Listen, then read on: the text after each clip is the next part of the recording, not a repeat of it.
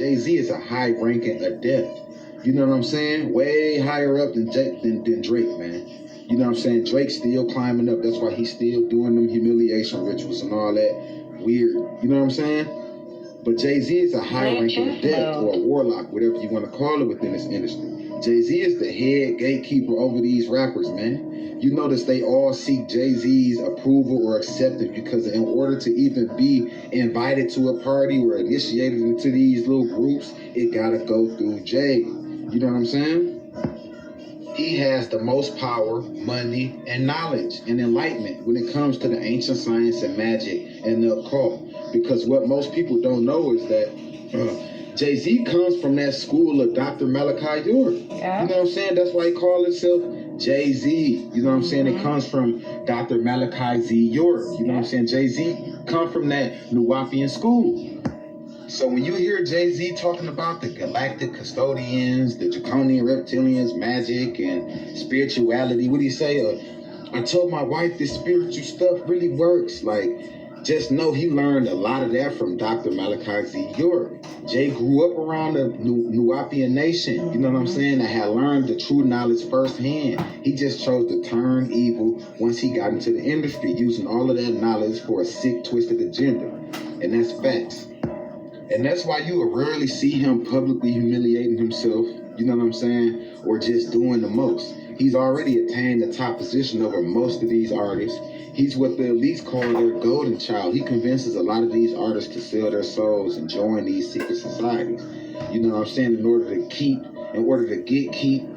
their fame and status. You know what I'm saying? Or like I said, end up blackballed and targeted like Boosie or kidnapped, cloned like Kodak. You know what I'm saying? Like, this is the type of stuff that they... Yeah, y'all. Wake up, wake up, wake up. Okay? I can't make this shit up. I keep telling y'all I can't make this up. Now, first of all, we heard it from Prodigy, okay? May he rest in peace. Prodigy basically exposed Jay-Z on the affiliations that he had with Dr. Malachi York and Dr. Malachi York's son, who was also involved in the hip-hop industry, okay? Prodigy, basically, who was born Albert Johnson, was best known as one half of the New York City hip-hop duo Mobb Deep. Prodigy, along with his rhyme partner Havoc, rapped an area called Queensbridge. All right? They rapped in an area called Queensbridge. All right, y'all? So I'm pretty sure some of you know Mobb Deep and some of you may not. Some of you may know Prodigy and some of you may not. I just wanted to give you a little description about who he was. He was a part of the rap industry, and this is why he has so much information as to the affiliations of Jay-Z and Dr. Malachi York. Now, you have to know that Dr. Malachi York, he was basically a teacher, okay, of the Nuwabian nation, and he taught about some of the same things that Jamal Rashad teaches about, okay, 9 ether beings, us being from another planet, this being our planet, who the real enemies are, and things like that. He spoke about the cosmics and stuff like that. Research him. Dr. Malachi York. Most people don't talk about him, okay? But he's like one of the first who started this movement as far as enlightening the community. And I believe this is one of the reasons why he was framed and in prison. So he is now, Dr. Malachi York is now incarcerated, doing 135 years, guys, okay, in Colorado. Colorado out of all places.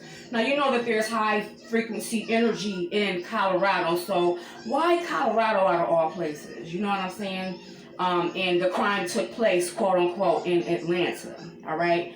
They say that he literally turned a community into a baby Egypt, all right? So he was building pyramids and, you know, just a replica of Egypt. And he was teaching his community about self-enlightenment, knowing thyself, and things like that. And, you know, the government came in, snatched him up. They framed him for child molestation. I believe they said it was over like 250 counts of it.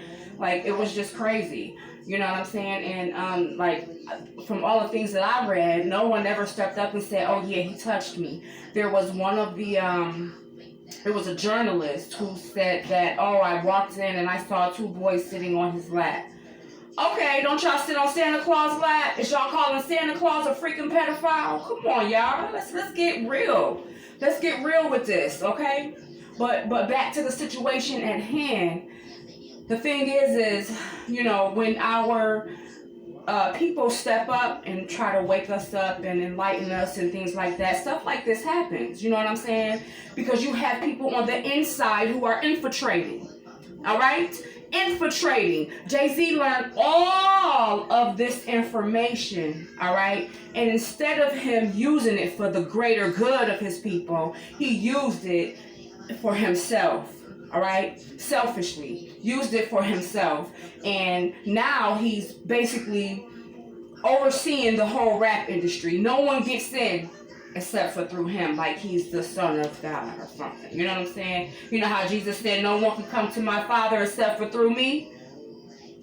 There you go. That's Jay-Z. He's hogging the game. He's hogging the game. Jaguar Wright said he killed the godfather of the rap industry, of hip-hop, or whatever, because they wanted the title. They want the fame. They want the name. So what I need you guys to do is denounce these people, okay? Stop calling him Jay over or whatever he wants you to call him, because he is not Jehovah, all right? He is not.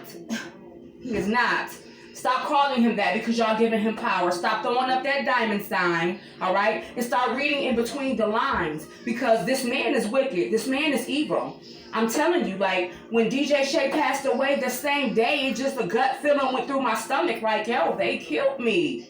They killed me. They killed him for the title because he wasn't with it. That's why they Deal or No Deal. What is that about?